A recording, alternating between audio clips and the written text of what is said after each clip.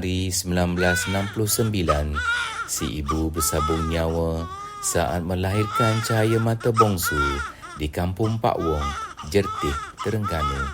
Puteri bongsu kepada pasangan Encik Muhammad bin Bakar dan Puan Meriam binti Jusoh merupakan anak ke-12, dibelai dan dijaga bagai menatang minyak yang penuh.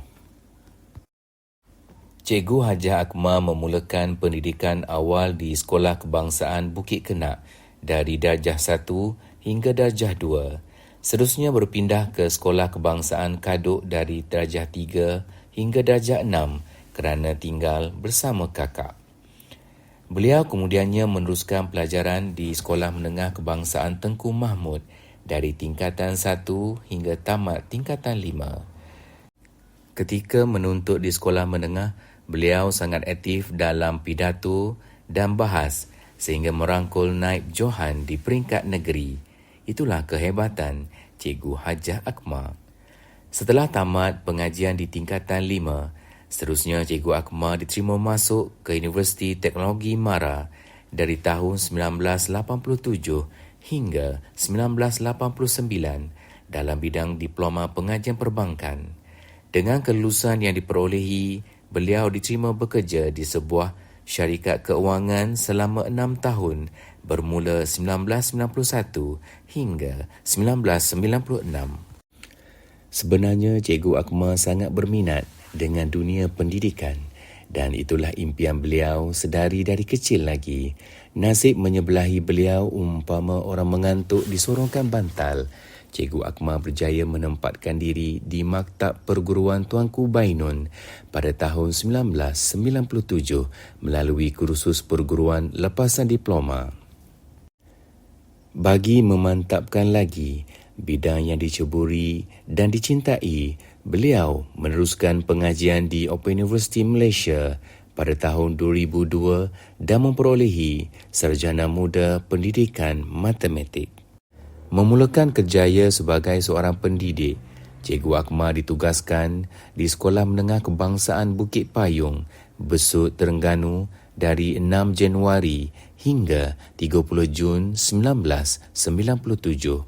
Kemudian pada 1 Julai 1997 hingga 31 Disember 1997, beliau berkhidmat di SMK Marudi, Sarawak kerana mengikut suami tercinta.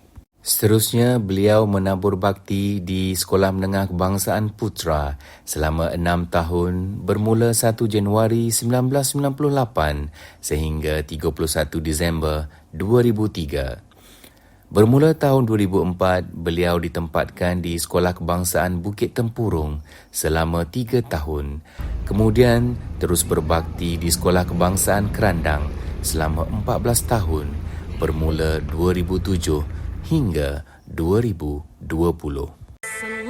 Melengkapi bahtera kehidupan bersama jejaka pilihan hati Encik Muhammad Yunus bin Mat Yusof yang juga seorang guru, Cikgu Akmal tampil berseri tatkala ditabal Raja Sehari pada 1 Januari 1997.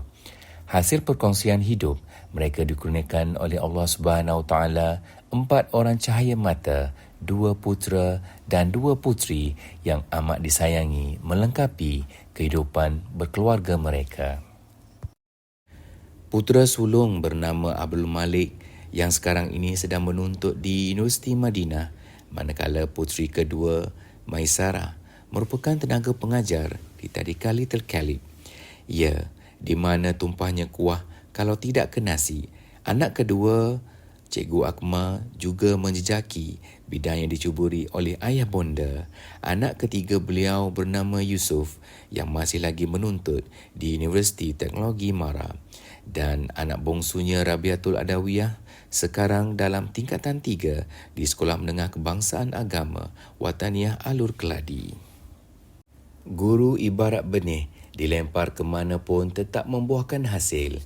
Cikgu Akmal sentiasa komited menunaikan amanah dan bersedia menggalas tanggungjawab bukan sahaja dalam bilik darjah, malah dalam pelbagai aktiviti.